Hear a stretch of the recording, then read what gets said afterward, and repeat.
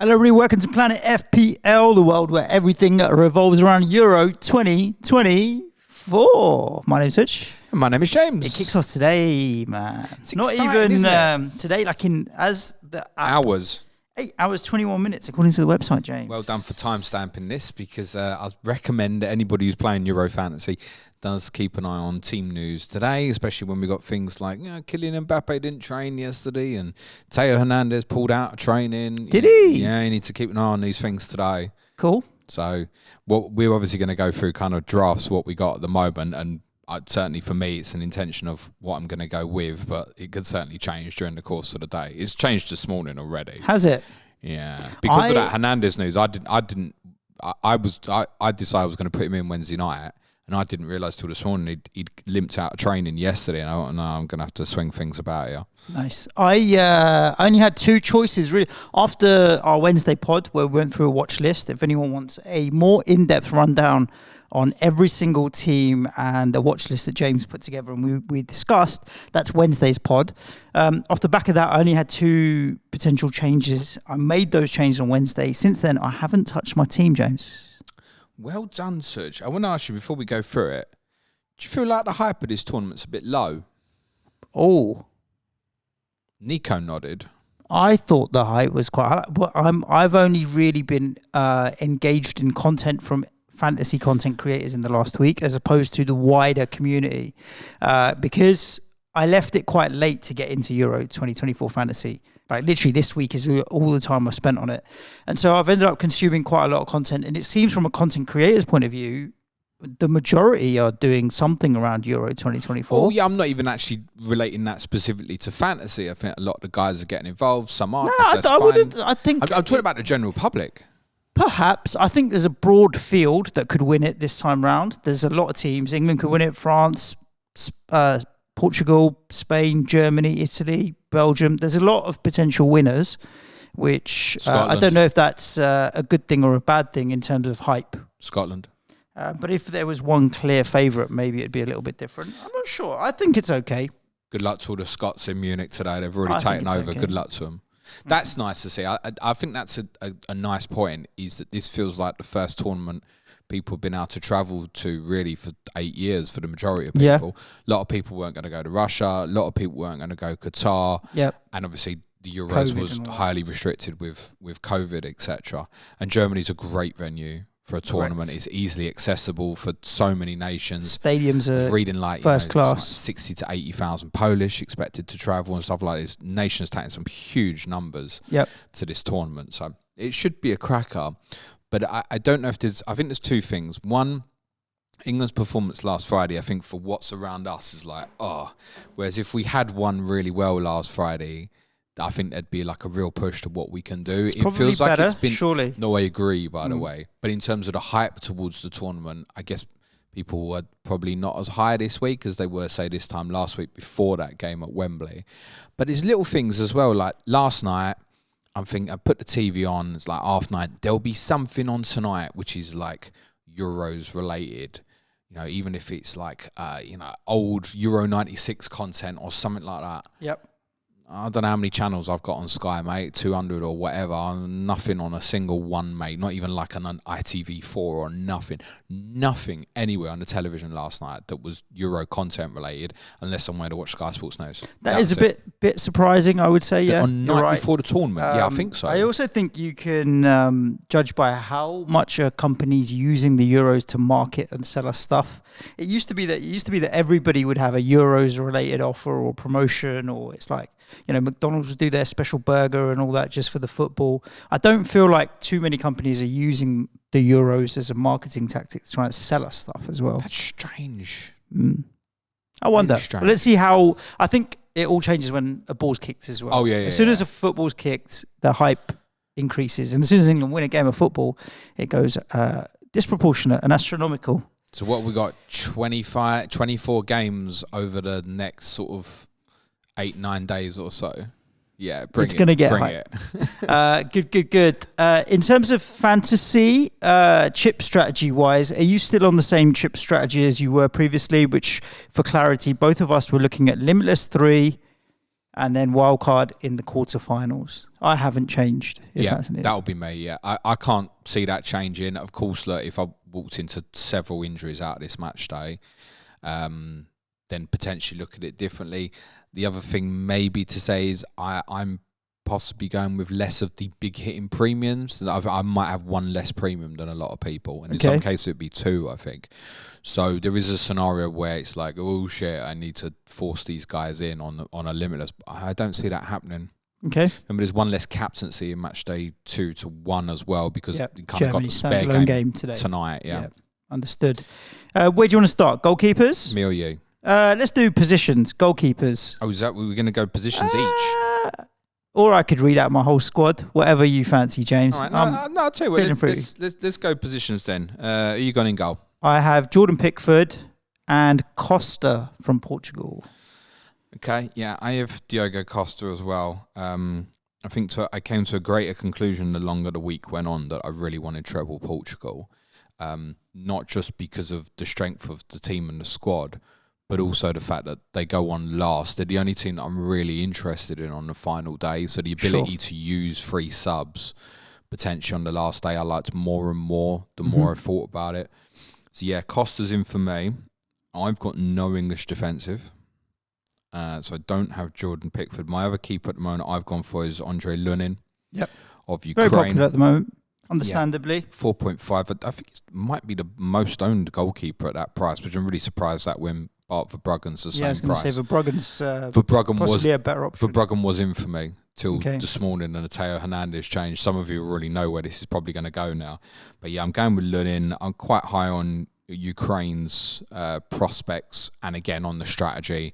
They play Belgium last, so it's Romania, Slovakia. I don't mind punting a bit of that. So Lunin goes in. I think it's ideal where possible as well to have your weaker goalkeeper go first. Yep. That's another real appeal of having Costa. So you just punt Lunin. If you get something, great. If not, I feel like I'm bringing in the stronger goalkeeper.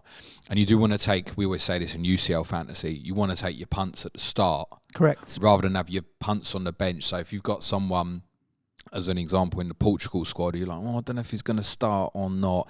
You don't really want to be doing that. Nah. But you can do that with, I'm not sure if he's going to start for Italy tomorrow or not. Like, he might get minutes as a sub and return. If he doesn't, then you obviously can sub it out.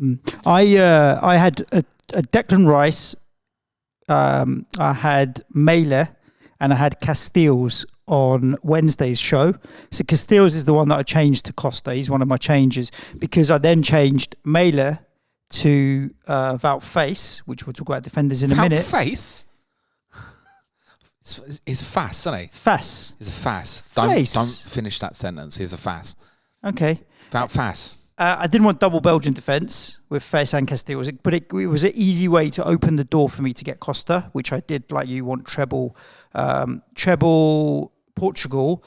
Also, I'm going all in on my defensive strategy, so I've got double Portugal. So when we talk about defenders, defensively, I've got 3 Germany and then 1 Portugal to go with the goalkeeper. So I'm going with a real all-in strategy on the defence, and Costa fits in with that perfectly for me. Yeah, other keepers I'd really considered was Pickford, but Pickford kind of came out the running for me once Harry Maguire had pulled out the squad and you got Mark Gay at 4.5. That sort of ruled him out for me, really. I really considered Moldovan of Romania at 4.0. The biggest problem with that is I always wanted to combine him with Costa, and obviously play each other in the second game, so that's absolutely useless. And then when I was looking for pairers to go with Moldovan, I just wasn't really happy with it. And as I said, Verbruggen was in for me, but I've gone with a different Dutch player defensively now. Your 5 defenders, James. I'll go first. I've hinted that I've got 3 Germany defenders. It makes life pretty easy. You still going with that, yeah? Yeah, I have Mittelstadt, Tar, and I've gone with Rudiger as the 3. I'm not sure. I'm going to armband Tar, I think, today. Yeah. Need to have a think about it, but I'm going to armband Tar. I'd possibly pump Mittelstadt, you know. Yeah, I'll see how I'm feeling on as we get closer towards kickoff. Combined with them, I've added Cancelo, because he'll go alongside Costa as double Portugal defence. And my 5th defender is James. I haven't got it in front of me now. You want me to fill the gap while you look and remember? I knew my team by memory, and then I've forgotten the one different. Oh, we talked about Fess. Of course, yeah. So I've got Face there, and he obviously, the likelihood is I'll get rid of him for Cancelo on the final day. I tell you anything I don't like about it. Listen, and I do think there's every chance Germany will keep a clean sheet tonight, and it's a great start for you. The only issue with a treble up defensively is obviously if it blanks and none of them get an attack in return, you know straight away there's one player who's blank that you can't take out your team. Which is fine, because not all 11 will return. For me, I'll either win this game or I'll come last. That's the way I see it. I look at my team and I think I'm either going to try and play to win, which means going all in on crazy strategies. I like it. Or whatever. And I think, Yeah, I don't mind it. So I've got two of them. Fairly obvious, the two 4.0s. So Fass and Mittelstadt are in for me. I had Cancelo as well till this morning, and I've taken him out, and it's part of the switch of putting Costa in. So that's $1 million saving, allows me to go for Bruggen too. I am going to punt Jeremy Frimpong. I'm not even confident that he starts. But I do think that if he does, then there's every chance of the clean sheet with Poland's striking issues this week. We know Lewandowski on Sunday.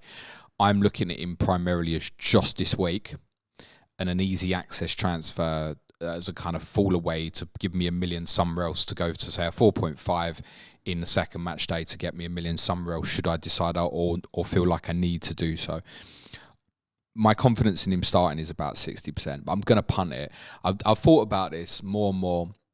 And as I said on Wednesday's pod, I've been speaking to Harry a little bit, and I felt obliged to message Harry this morning and say, he's going in for me, mate, with this Hernandez news. And he was like, your bottle job. And I'm like, yeah, fair enough. But he was more looking at it more and more and going, what would I regret more? Is it that I go with him and it turns into a one-pointer? Because it feels like he'll definitely get on the pitch, by the way. Yeah. Which could even be interesting if they're 1-0 up and they bring him on right wing in the last 20 minutes or so, if Poland decide to go for it. Would I regret it more if I picked him and he was a substitute, or if I just let it go and he went off? And again, it's one of them. He's playing on day 3 of 5. If it don't work, I can take it out. I feel like with the rest of my picks, I've gone largely really safe. So he's the one where it's, okay, I'm going to punt something towards the start of the week. He's going in for me, I think, Jeremy Frimpong. But if there's news today that suggests, he really is unlikely to start, then I'm not going to go there. There was a suggestion that went round yesterday or the day before that Holland or the Netherlands had been lining up in this system. This team in bibs was thought to maybe be the first team, and he was in it playing right wing. So I'm going to punt it. Okay. We'll see what happens. If it flops, it flops. I'm going to go with DiMarco of Italy. 5 million, worth the saving, I think, on Di Lorenzo. It's not clear if Di Lorenzo is going to play right wing back or right-sided centre back. I do think personally it'll probably be wing back, but DiMarco's almost certainly going to play left wing back. So he's going in for me. I need that for captaincy as well, because I think that's the only player I'm going to have tomorrow. So I'm going to captain him if my captain flops tomorrow as well. So I definitely had to have something Italy basically go in there tomorrow. And the last one for me is Jules Koundé of France. Again, I did want to go Hernandez. Ended up chopping things about. And I feel like Koundé is probably the safest one to go. It's a flip of a coin between him and Upamecano. We do think Upamecano will start. Just in the back of my head, I'm like, I don't understand him getting picked over Saliba. So I've gone with Koundé. That's what the back five's going to be, subject to any kind of primarily Dutch news today, I think. I'd be quite... I've spent all the money, by the way, of you. Yep. If Frimpong was ruled out, I would maybe just go Dumfries at this stage. Or I wouldn't be against the idea of just going, okay, I'm going to go something cheaper and leave some money for... Gehi or something? I think that game on Sunday is tougher for us the more I've looked at it. So yeah, genuinely. Gehi. Okay. How many midfielders do you think we have the same? Well, 5 if you listened to me on Wednesday, maybe. No, definitely not. We definitely haven't got the same 5. 1? Well, I don't know what you got, do I? No, exactly. I'm asking you to guess. That's the whole point of this. I think 1. I think you've got Bruno Fernandes. Correct. And I think that might be it. Correct. I think so as well. I've also got, alongside Bruno Fernandes, Leandro Trossard. So we got 2. Oh, like your DeMarco, I've got Jorginho, and he's my only captaincy on Saturday. Doesn't fill me with the most amount of confidence, but I've got backups following that of Kane, Mbappe, Lukaku in the days that follow. So Jorginho's in for me. Imagine you landed in a scenario where he starts, he plays, they get 2 penalties or something. Imagine. And then I've got 2 players that are talismanic for their respective teams that have both been tipped as dark horses. One you've got the keeper of, mate, is Sudakov is in for me for Ukraine. That's free, Suj. Okay, and Sabitzer is in for me for Austria. So that's my 5. That's a really interesting one, Sabitzer. Sabitzer, Sudakov, Fernandes, Trossard, and what sold you on that Sabitzer? 2 fixtures. I'm setting my team up for 2 weeks. So, I mean, look, he's capable of scoring. Right? He certainly shoots from long range. Got a little bit more license for them. He was really popular going in this format, going into the last European Championship. But they are still walking into France on Sunday. Sure. Might be better alternatives there. Maybe. Okay. Yeah, look, I have a few of the same of them. Sudakov nearly got pulled out this morning because of the Hernandez stuff. And again, like it's like, okay, I can stick Jorginho in there and it's easier to spread the money. But I never felt like I really needed it, so I've not gone with Jorginho. I mean, it's perfectly fine to go with, by the way. I've gone with Sudakov. I've gone with Leandro Trossard. The only thing I'm a bit put off with Trossard is he might play on the right. He's certainly better and more threatening from the left. Yep. But I actually think Doku will play left, or Doku go right. Well, when Belgium played England in March, I can't shake it from my head that Doku went to the right. But that may have also been quite experimental.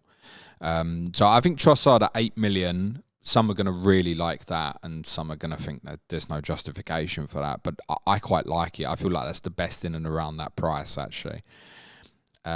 Florian Wirtz is in for me. Yeah. You obviously ain't going there with the treble German defensive. I think that's a great price at 7.5. It's a really good season at Leverkusen. I want that. I don't think I've ever looked at a draft that didn't have him in it, actually. Been pretty happy with that all the way through. I did look at maybe going Musiala instead, again, because of potential options where I might have had more money. But again, I love Musiala as a player. I'm not convinced that $1 million more would be worth it. Yeah, I think the price on Wirtz makes him a better pick. So I'd stick with Wirtz. If the price were the same, who would you pick? Probably Musiala, actually. Okay. Yeah. Okay. Yeah, so I think there's justifiable that Musiala's a little bit more. Fine. I've gone with Jude. Okay. He's definitely going to play number 10. Pretty much. Yeah. If the rumours are to be believed. I'm not in love with it, actually. I mean, I love him. It's a lot of money. Did you see the Adidas advert yesterday? I watched like 10 seconds of it and I thought, it's long, man. Let me sit down and watch it properly. Minute and a half. For an advert, for a TV advert, that's long, yeah? TV adverts are usually 20, 30 seconds. I mean... so then I never got around to watching it. You must see that advert and feel like a king after that, and but it's pressure on it. Yeah, but he's got the temperament to deal with it. He's the face of this team now, isn't he? He is. So... Yeah, I don't have concerns in the sense that obviously he hasn't featured for England in the friendlies because of his involvement in the Champions League final. I'm not particularly concerned about that. I think we'd all be pretty staggered if we got to Sunday night and he wasn't in the team. He's so integral to everything we do now. Minutes-wise, I think a lot of these players, like, Trossard, you could be a bit concerned that might end up in sort of like a 65, 70-minute job. You don't really feel that concern with Jude. Capable of potentially outscoring Kane. And one of the things for me was a combination looking at, and I'll give you an example. Havertz and Bellingham, 17 million. Whereas, say, obviously if I kept Wirtz and I went Kane and then Musiala instead, it's 2.5 million more. And then it's not like, would I prefer to have probably Kane and Musiala than Bellingham and Havertz, yeah. But then it's what I can do with the 2.5 million, isn't it? And I think a lot have obviously chosen the Kane option because it's easy to put Jorginho in. I've decided not to do that. So, yeah, Jude's in for me, and obviously Bruno Fernandes is in for me as well. Cool. Up top, I have gone with the heavy hitters, Yeah. and it's pretty much captaincy all the way, apart from the fact that Mbappe and Lukaku play on the same day. But Harry Kane, Kylian Mbappe, Romelu Lukaku. Yeah, I was pretty confident you was going to go with that. How do you feel about the Lukaku, Mbappe and same day stuff? It's fine. Because the thing with Mbappe is, I know with his ownership, has he hit 80 yet? Or is he still higher 70s? I don't know. Whatever it is disgusting. Yeah. If you don't own him, it's going to hurt. And if you don't captain him, it's going to hurt even more. So for me, even if I don't captain him, I'm softening the blow with owning him. So Mbappe's in for me. Even if I feel like Lukaku's going to be the better captaincy, I'll still stick it on Lukaku. But with that ownership, Mbappe, even if I'm just covering my arse, he comes in. I'm taking him on. Mbappe, yeah? Yeah, I'm going to do it. You might actually beat me in this format. Well, it's such a short time period that anything can happen. I think you have to almost go aggressive with this. Like, pick your strategy and just go all in, and don't like try and recover and just hold rank. Just go for it. Yeah, and the aggressive play I've concluded to is to go against him. If you said to me, who do you think would be top goal scorer in the tournament, I'm going to tell you Mbappe. But I also think that's because they'll go right to the end, and he's very capable of doing very well against stronger teams. He's obviously going to end up in your team at some point. So the big bug for me of not having Mbappe isn't this week. It's the game against the Netherlands, actually. And you might go, well, that's the tougher of the two. But I'm more comfortable with the Lukaku captaincy against Slovakia this week when Mbappe plays Austria. Whereas I look at Thursday at the moment, if I didn't touch anything, I'm possibly captain Sudakov against Slovakia, or Jules Koundé against Netherlands doesn't feel right, or obviously say Frimpong against France. So look, there is a way round that where, again, it might be that the Frimpong money opens it up for me to go back there. But then if I did that, the player I'm cutting is Sue. I'm going with Ronaldo. You are, yeah? Let me tell everybody that Nico just sat forward behind the camera. He was like, is it James? Wow. Yeah, Ronaldo's going in for me. I'm going with Lukaku, Havertz, Ronaldo as the front three. And I'm doing it primarily for captaincy reasons at the end. I think clearly Ronaldo or Fernandes is fine final day. Lukaku, I think, is the better captaincy on day 4. That's the clincher for me, the same day as Mbappe. I've got Jude, obviously, for the Sunday, Punt DeMarco tomorrow, and Havertz tonight.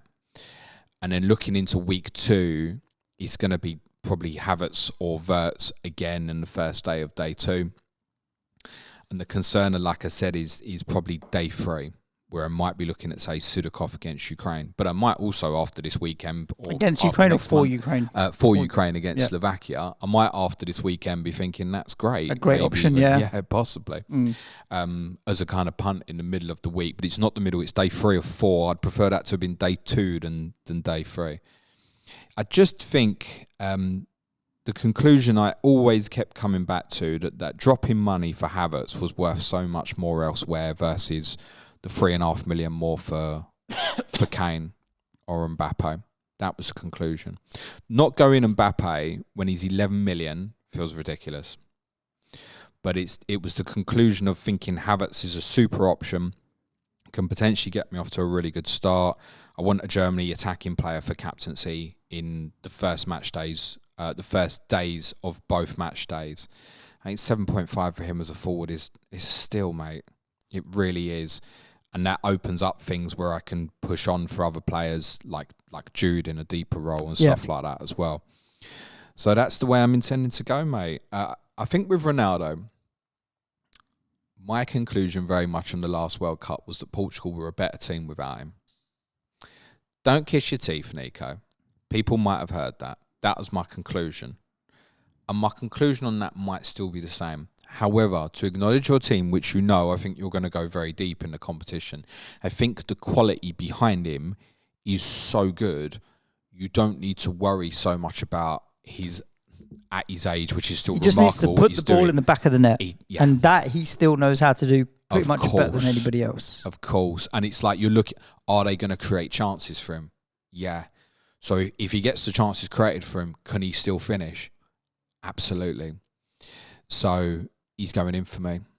Biggest fears, James. So for me, to give you an idea, I've got no Germany attack. Yep. That could hurt. Havertz and Wirtz are the two that I fear.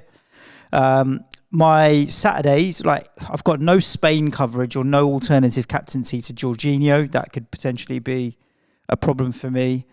No French defensive coverage. I'm not overly worried about that, but I think a lot of people might have a little bit of French defensive coverage. But other than that, I'm tripled up on Germany, tripled up on Portugal, tripled up on Belgium, doubled up on England, and then I've got one France, one Italy, Ukraine and Austria. I feel pretty comfortable with the team.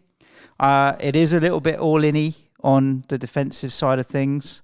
But that's the game I'm going to play, and let's see how it plays out. Yeah, I mean, it's treble Germany for me, treble Belgium, treble Portugal. Same as me then. And there's also a double Ukraine in there. And when I did the pod with Clates circa 9 days ago, it said, Ukraine and Switzerland were the two based on the strategy that I really wanted to have a deep look at. There's not anything I really love from Switzerland or anything even defensively that, say Rodriguez at 4.5 to justify picking that even over, say, Gay. If I was going to drop to a 4.5, I probably would go back to, say, Mark Gay, for example. I have a sneaky feeling Sunday's going to be really difficult for England. And I'm happy to largely take on. I've got Jude sitting in there. And if there was something else in at that price bracket that I really liked, I'd possibly take Jude on as well, actually. I think it'll be a difficult game. I think we know the Denmark game will be a challenging game too. I look at the fixtures of what Portugal, Belgium and Germany have got. I think definitely want that. France are extremely good. Want a little coverage of that. Ukraine, as I said, I like. I'm going to punt the Dutch player in Frimpong. I need the captaincy of an Italian player, I feel, tomorrow. And then the more I break it down, go, yep, that picks itself until someone tells me later today that Frimpong won't start for the Netherlands, in which case it all changes again. But it might even be at that stage I'll just go, bollocks, I'm going Dumfries again, then possibly. Nice. Just to summarise it very quickly for people, in case we hadn't already, but it's all then digestible in one place. Tonight you are captaining Wirtz. No, I'll go Havertz. Havertz. I will be captaining Tar. Tomorrow I'm on Jorginho, you're on DeMarco. Yeah, that's all we have. So we're kind of stuck in that situation. On Sunday, who are you going? I'm going Harry Kane. Jude. Okay. Monday, I'm going Lukaku. I'm going Lukaku over Mbappe. But I'll have a double think about that. But I think I'll probably go Lukaku. And then from Portugal, Ronaldo. I'll be going Bruno Fernandes on that day. So that gets us set all the way through to Tuesday, and then all change.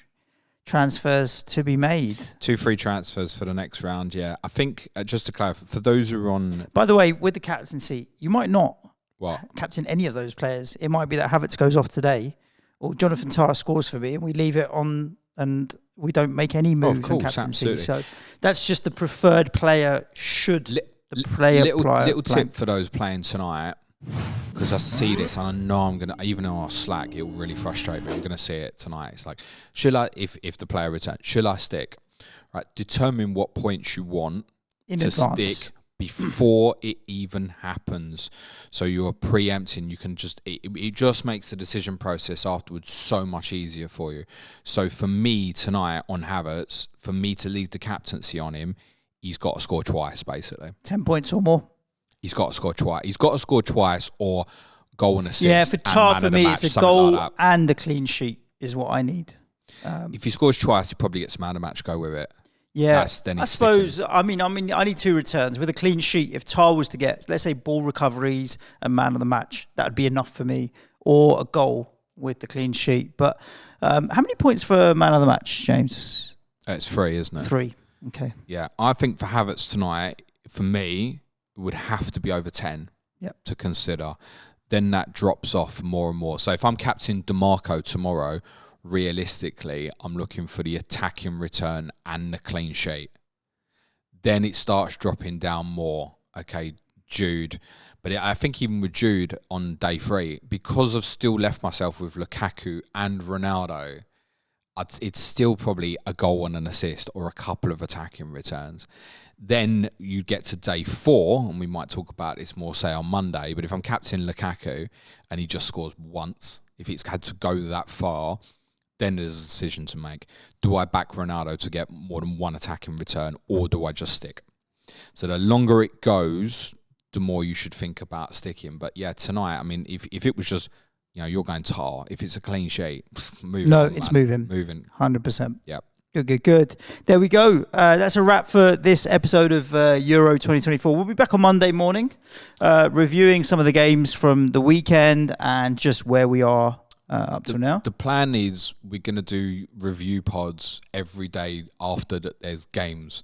So obviously the Monday pods will be longer, but particularly conscious, especially in the first week, that most of you just want to watch the football. So particularly the pods Tuesday to Friday, we'll try and keep them to like this sort of length, so they're bite-sized and you can get them in before the next games and stuff. Yep. That's a wrap. Cool. Good luck, everyone. Clayton is going to England, Serbia. He's flying out to Germany tomorrow. He'll be on the pod next week to talk about it. I think he's flying. I think he's training. Oh, is he getting the train there? So. Okay, well, I didn't actually ask. I just knew he was going to Germany. So he'll hopefully be on Tuesday or Wednesday once he's back, and maybe we'll talk about his little trip over there and see how he got on actually going to the game as well. So wherever you're listening to the podcast, if you hit like and hit subscribe, you'll get notified as soon as our content goes live, which means you'll be kept up to date with whatever's going on. 8 hours till the deadline, just a little bit under. Make sure you don't miss it like I'm likely to, but I'm locked in, James, so we're good. Won't. And most importantly, enjoy the weekend. Football's back for those that missed it. Do you know one more thing, just very quickly, particularly on the captaincy? Like if your player is crap tonight, don't leave it till tomorrow. Just move the captaincy tonight. Yeah, if they're blank, just move it straight away. I wouldn't do that with the subs, but with the captaincy, you think, he's flopped. Just move it tonight. Yeah. There we go. Have a great weekend. Stay safe. Look after yourselves. Ciao for now. Good luck, everyone. Play it your way. Come on, England. Cue music, please, man, child.